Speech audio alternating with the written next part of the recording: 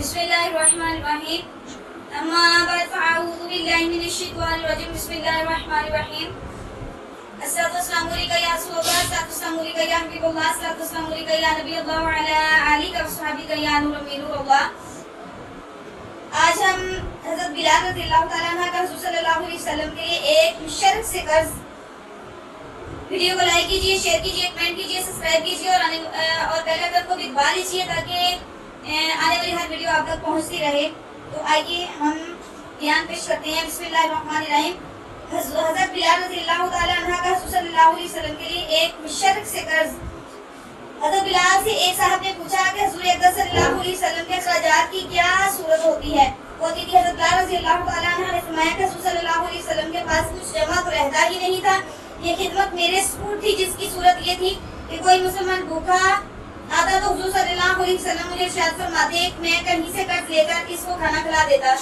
کوئی ننگا آتا تو مجھے ارشاد فرما دیتے میں کسی سے قرض لے کر اس کو کپڑا پہنا دیتا۔ یہ صورت ہوتی رہتی تھی۔ ایک مرتبہ ایک مشرف مجھے ملا، اس نے مجھ سے کہا کہ مجھے وسعت اور ثروت حاصل ہے تو کسی سے قرض نہ لیا کرو، جب ضرورت ہوا کرے تو مجھ سے ہی قرض لے لیا کرے۔ میں نے کہا اس سے بہتر کیا ہوگا، اس سے قرض لینا شروع کر دیا۔ جب ارشاد علی ہوتا اسے قرض لے آیا کرتا اور ارشاد والے کی تعمیل کر دیتا۔ ایک مرتبہ میں وضو کر کے اذان کہنے کے لیے کھڑا ہی تھا کہ وہی مشرق ایک جماعت کے ساتھ آیا، کہنے لگا حبشی میں ادھر متوجہ ہوا تو ایک دم بے تحاشا گالیاں دینے لگا اور برا بلا جو منہ میں آیا کہنے لگا کہ مہینہ ختم ہونے میں کتنے دن باقی ہیں؟ میں نے کہا قریب ختم کے ہیں۔ کہنے لگا کہ 4 دن باقی ہیں۔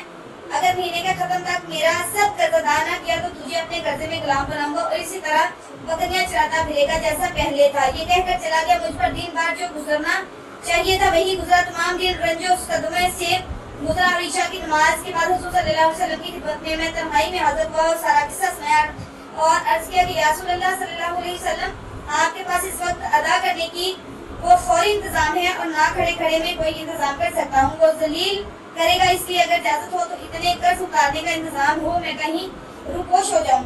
آپ صلی اللہ علیہ وسلم کے پاس کہیں سے پوچھا جائے گا، میں حاضر ہو جاؤں گا۔ یہ عرض کر کے میں گھر آیا، تلوار لی، ڈھال اٹھائی، جوتا اٹھایا، یہی سامان سفر تھا اور صبح ہونے کا انتظار کر رہا تھا کہ صبح کے قریب کہیں چلا جاؤں گا۔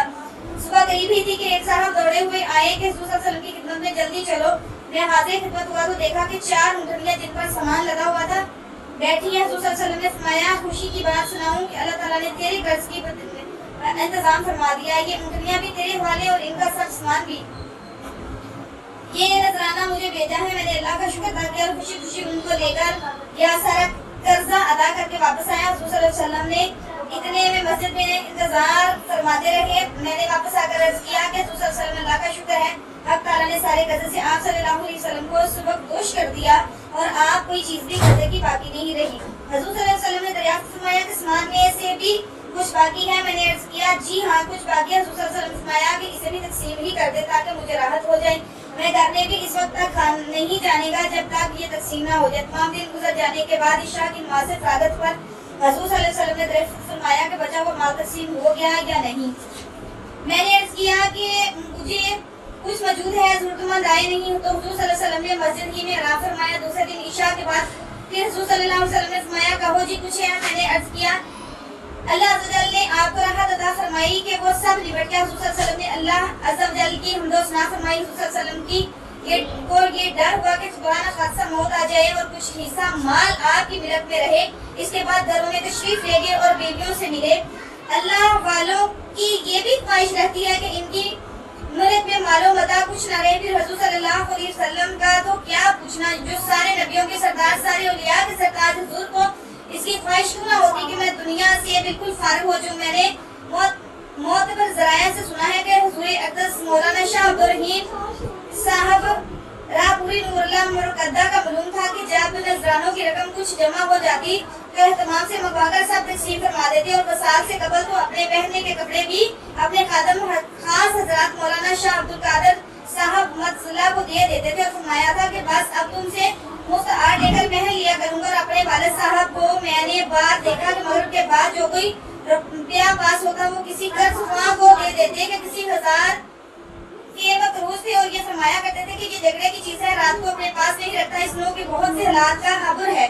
मगर ये जरूरी नहीं कि हर शे का एक ही रंग होता है। शाय की नवान मुख्तलिफ होते हैं और चमन के फूलों में हर फूल की सूरत सीरत मुमताज होती है। अल्लाह ताला हम सबको अमल करने की तौफीक अता फरमाए।